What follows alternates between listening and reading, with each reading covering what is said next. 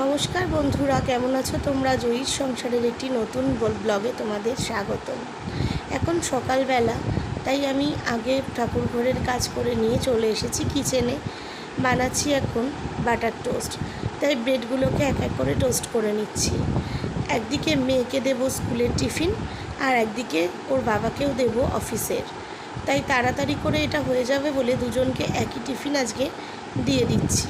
ওর বাবার টিফিনটা রেডি হয়ে গেছে, এবার মেয়ের টিফিনটাও রেডি করে নিচ্ছি। এরপরে ওরা রওনা দিয়ে দেবে। ওরা রওনা দিয়ে দেওয়ার পরে আজকে আমি যে কাজটা করব, এই কাজটা করার খুব দরকার ছিল বেশ কয়েকদিন ধরেই। আজকে ঘরে বেশ ঝুল হয়েছে, সেই ঝুলগুলোকে ঝাড়ছি। রাস্তার ধারে ঘর যেহেতু ঝুলটা একটু বেশিই হয়। আর তারপরে কি জানো তো, শনিবার, মঙ্গলবার, বৃহস্পতিবার এই সমস্ত দিনগুলো আমরা একটু মেনে চলি বলে আমাদের ঝুলঝাড়ার দিনটা খুব কম হয়ে যায়। তো আজকে বুধবার আছে, তাই জন্য আজকে এই কাজটা করে নিচ্ছি। ঘরে ঝুল হলে তো আর দেখতে ভালো লাগে না, ওই জন্য। আর এটা বেশ সময়ের কাজ, তাই আজকে অন্যান্য কাজগুলো কম আছে।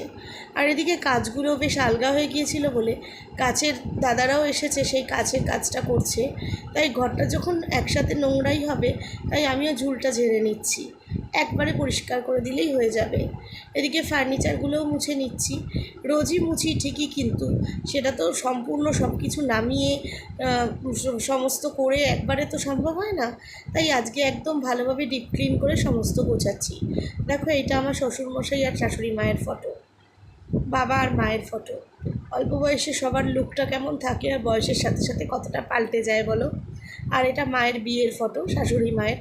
তখন তো অনেকটা কম বয়সেই বিয়ে হতো, তাই দেখো একদম বাচ্চা মেয়ে মতন লাগছে। দেখলে মনেই হয় না এখনকার আর তখনকার মধ্যে কোনো মিল আছে। কতটা চেঞ্জ হয়ে যায় মেয়েরা যত সময় যায়। মেয়েরা কেন, প্রত্যেকেরই ধীরে ধীরে চেঞ্জ আসে।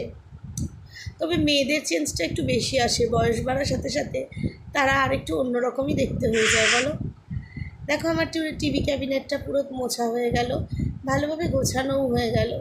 বেশ সময়ের কাজ তো, তাই হাতে সময় না থাকলে এই কাজগুলো করে ওঠা সম্ভব হয় না। এবার যাব অন্য ঘরগুলো করতে।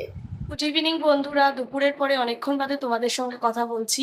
আজকে অনেক বেলা হয়ে গিয়েছিল ঘর ঝাড়াঝাড়ি এই সমস্ত করতে গিয়ে, তাই তোমাদের সঙ্গে আর বেশি কথা বলে উঠতে পারিনি।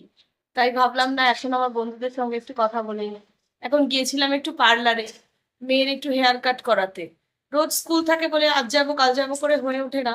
আর ওর এই সামনের দিকে যে হেয়ারটা রয়েছে এদিকে, ওটা বড় হয়ে গেলে চোখে পড়লে অসুবিধা হয়। তো আমি ভাবলাম না, আজকে যাই, আজকে শ্যাম্পুও করা আছে, আজকে হেয়ার কাটটা করিয়ে নিয়ে আসি। তাই তাড়াতাড়ি করে বেরিয়ে গিয়েছিলাম, এইমাত্র ঢুকলাম।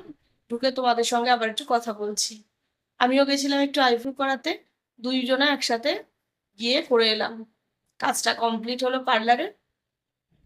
এখন এবার পড়তে বসবে। ডিনারে বানাচ্ছি আজকে চিলি চিকেন। চিকেনটাকে অনেকক্ষণ আগেই কর্নফ্লাওয়ার আর একটা ডিম দিয়ে ভালোভাবে ম্যারিনেট করে রেখে দিয়েছিলাম। বেশ খানিকক্ষণ, প্রায় 1 ঘন্টা রেখে দিয়েছিলাম। তার মধ্যে মেয়েকে পরিয়ে নিলাম। এখন ক্যাপসিকাম আর পেঁয়াজটা কেটে নিয়েছি, আর রসুন, এগুলো যেগুলো দিতে হয়। এবার তার আগে চিকেনটাকে ভালো করে ভেজে নিয়েছি।